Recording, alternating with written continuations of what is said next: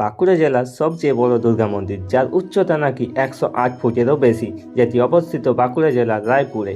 প্রায় 350 বছর পুরনো এই মন্দির, যেটি স্থাপন করেন মল্লীয় বংশীয় রাজা ফাতেহ সিং। মা দুর্গা এখানে মা মহামায়া নামে পূজিত হয়। স্থানীয় লোকেদের মুখে একটি প্রচলিত গল্প শোনা যায়। মন্দিরের পিছন দিকে যে বাঁধটি আছে, সেই বাঁধের পাড় দিয়ে এক শাঁখারি শাঁখা বিক্রি করতে যাচ্ছিল। ঠিক তখনই তাকে এক অপরূপ কন্যা দাঁড় করায়, বলে যে আমাকে শাঁখা পরিয়ে দাও, টাকা আমার বাবা দেবে, কলমগায় রাখা আছে।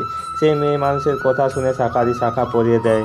আর সেই শাঁখারি কিছু দূর এগিয়ে এক ব্রাহ্মণকে দেখতে পায়, বলে আপনার মেয়ে শাঁখা নিয়ে এসে পয়সা দিন। তারপর সেই ব্রাহ্মণ বলে আমার তো কোনো মেয়ে নেই। তারপর তারা সেই পুকুর পাড়ে গিয়ে দেখে সেখানে সেই মেয়েটি নেই। আর তখনই সেই ব্রাহ্মণ বুঝতে পারে এই অপরূপ কন্যা সাধারণ মেয়ে নয়, স্বয়ং মা মহামায়া। তারপর শাঁখারি অনেক কান্নাকাটি করার পর মায়ের ওই শাঁখা ভর্তি হাত পুকুরের ওই জলের মধ্যে ভেসে ওঠে। আর তখনই শাঁখারির বিশ্বাস হয় আর গিয়ে কলমগায় টাকা রাখা আছে দেখে। এই মন্দিরের ভেতরটি এতটাই শান্তশিষ্ট, একবার প্রবেশ করলে কিছুক্ষণ না বসে বাইরে বেরোতে ইচ্ছা করবে না। আর মন্দিরের ঠিক পাশেই রয়েছে বাবা মহাদেবের আর একটি মন্দির, এই যে দেখতেই পাচ্ছ বাবা মহাদেবের সেই রূপ।